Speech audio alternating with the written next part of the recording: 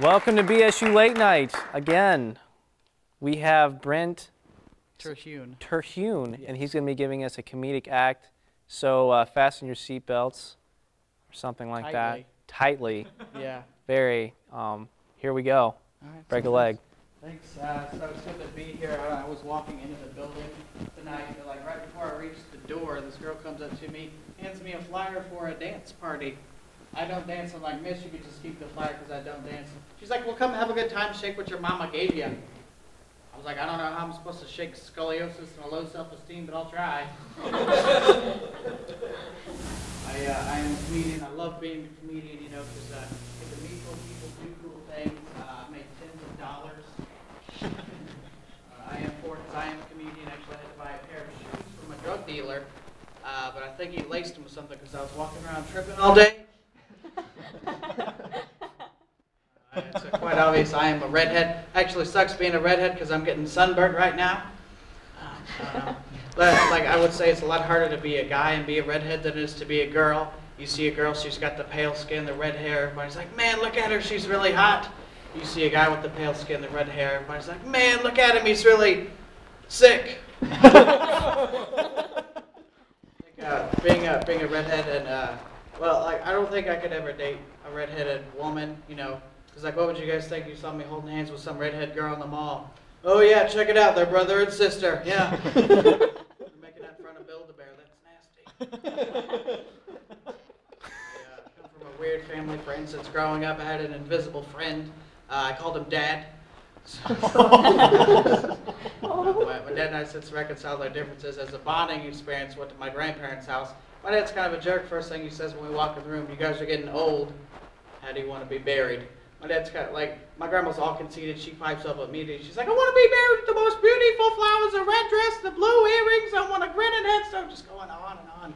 My dad turns to my grandpa. I was like, Dad, how do you want to be buried? He turns to my grandma. She's still blabbing and blabbing away. He turns back to us and he says, alive.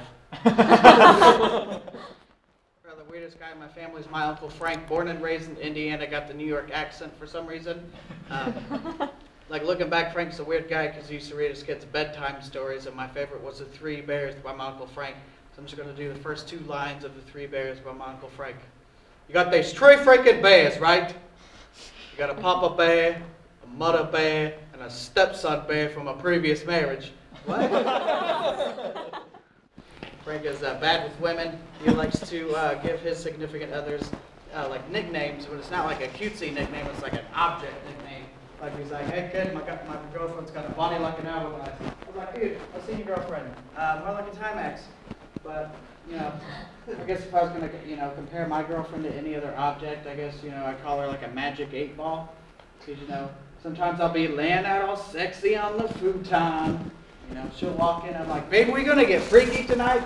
She's like, all signs point to no. Ask me again later. I am in college, a college student. I go to the University of Indianapolis. I was telling somebody that. She's like, what's your mask? I was like, we're the Greyhounds. She's like, you guys are the Greyhounds? I was like, yeah. She's like, you guys are the fighting buses? I was like, yeah. She was an idiot.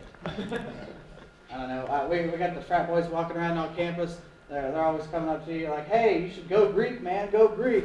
I don't think the original frat boys back in Greece actually walked around and said you should go Greek, you know. They probably just walked around and said, hey, you should wear a polo and have your parents pay for everything. That's more of a social statement for me. So, real quick before I go, ladies, you're a little bit shy about talking to me after the show because of my good looks. I'm going to say it's very possible for you to get with me, yeah. Because, ladies, I am a gentleman. I'll treat you like a star, you know. I'll show you the red carpet. Oh. Thank you, sir. That was awesome. Carpets. Love them. Thank you. That was Brent Terhune. Thank you, guys. Unbuckle him now, for sure. Unbuckle. Yeah. There you go, guys. There you go. We'll be back. It's Brent, guys. Give him a hand.